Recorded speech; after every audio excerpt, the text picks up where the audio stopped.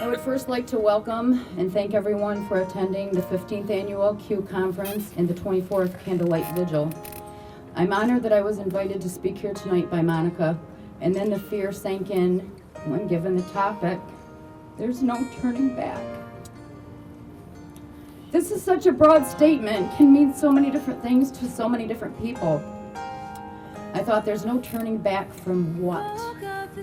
I thought about this for an extended period of time and had to dig deep down in my soul to figure out what those words meant to me and how I could say something that made a difference, not only to me, but for everyone here tonight. So this is what I came up with. Now, the scenario may not play out with some of you sitting here, but this is based on my experience as a mother with a missing child. This will be a very long story cut short. My name is Monica Button, and I am the mother of missing Nico Lisi. My son was 18 years old when he disappeared. My nightmare began Friday, September 30th, 2011. 7 years, 5 months, and 23 days ago, my son drove away from our upstate New York home with a friend, and I use that term loosely, and has never been seen nor heard from since. I knew something was very wrong when Nico was not answering his phone, but law enforcement wasn't so convinced anything was going on other than that kid had been in trouble and is on the run. 10 days after Nico left New York, the friend died in Michigan of an apparent overdose at his family's home. 5 years after Nico's disappearance, in July of 2016, New York State Police found the stolen truck Nico and his now deceased friend had been traveling in. They found the truck in Nashville, Tennessee, in a locked garage owned by a family from Franklin, Tennessee. In 2017, the case was given to authorities in Tennessee. Our family has been pretty much in the dark ever since Tennessee took the case. But what I do know is that the police have called persons of interest from Franklin, Tennessee, have never been named to the public. No one ever arrested for hiding that truck in their garage. No charges brought against anyone for anything concerning my son's disappearance. I received a phone call on June 20th, 2017, where an individual told me details of what the persons of interest did to my son. This person told me that one of the people involved in killing my son gave up this information, and this information was also given to law enforcement. Another interesting fact is that 2 people that could have been named persons of interest in Franklin are deceased and were never questioned by police as they died before the truck was found. There is nothing I can do to change a thing. I can't go back in time. I can't arrest people. I am powerless. My family and I are victims, not just my son. But I will not let that define who I am. These people took something from me, something that I will fight for. We will have justice. We will have answers. I will not give up on that. I can't, because my son would have never have given up on me. I have also realized that there is no turning back for these people in Franklin, Tennessee. They can't change what they did to my son nor my family. We have adults involved here. The property where the truck was found, that boy now dead, but his parents knew that was there, and they never said a word to anyone. I actually talked to that boy before he died, and I also talked to his father. They said they had no idea Nico was missing, but the truck was in their garage the whole time. We have a real estate agent, a principal and his son, a chiropractor's son, and several other members of one of the richest counties in the state of Tennessee involved here, and they have to live with this lie daily until they are exposed. And I will be ever so happy to watch it all unfold.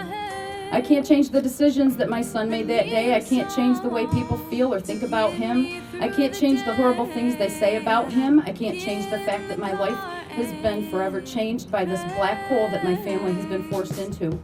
But there is no turning back for those that have repeatedly hurt my family by their off-the-cuff remarks and snide comments about my son either. I pray that none of these people ever endure what my family has. I am certain they could not survive it. I am almost certain that many of you have encountered similar experiences in your losses. And I guess the only thing that for all of us to do in this situation is stand taller, speak louder, and lift each other up in our moments of darkness. We demand to be heard, for we are all that is left. This torture that I've endured has forever changed my life. I am no longer the same person I was before Nico went missing. I know this will ring true for many of you sitting here tonight. We can't go back and change the past, no matter how hard we try or want to. Something that consumes most of my being is that my son was 18 years old when he disappeared. He was not perfect. He made bad choices, and he can never apologize to anyone or try to make amends for those that he wronged. We all have done things that we were not proud of at one time or another in our lives, and we have all grown and hopefully become better people because of it. My son will never have that opportunity to do that. He will always be remembered for the things he did wrong. People that really, really knew him knew the good things about him, but in the public eye, those things don't matter. For the general public, there is no turning back for him, even if he were alive. So here I am tonight with all of you to talk about there's no turning back. First, I had to accept the fact that I was a mother of a missing child, something that took me a very long time to do, acceptance. Once you accept it, there is no turning back. I remember Monica Kaysen telling me how she could remember when we first met 7 years ago, how I was just so angry. She's right. I still am. I've just learned how to channel and deliver it differently over the last 7 years. I think many of us here are learning how to channel our madness into some type of sanity, trying to make it something productive. We are all a work in progress. We didn't ask to be here, and no one gave us a manual on what we are supposed to do or how we are supposed to act. However, I think Monica should start a handbook for those of us that end up where we are. She has continuously been a sounding board, a friend, and just an all-around professional woman that for some unknown reason understands each and every one of us.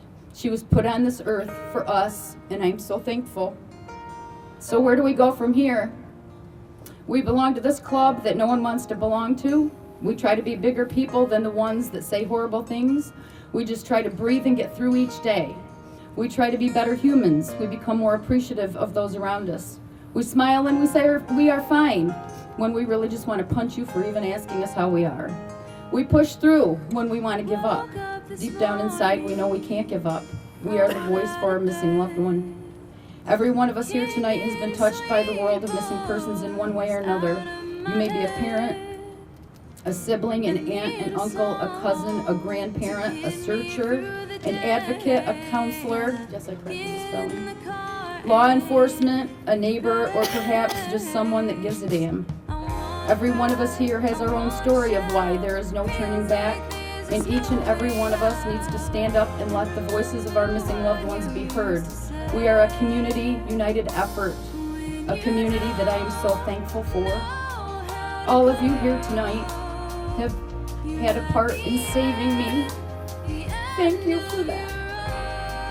I have never in my life been a part of a group or a family where I am not judged, I am not put down, I am supported no matter what. I am respected. I am proud that I am here with some of the kindest, most brutally honest, most caring human beings that I wish I never had to meet. I am a parent of a missing child. No matter what that child did, right or wrong, he is someone's child. Nico Lisi is my child, and he matters, and there's no turning back.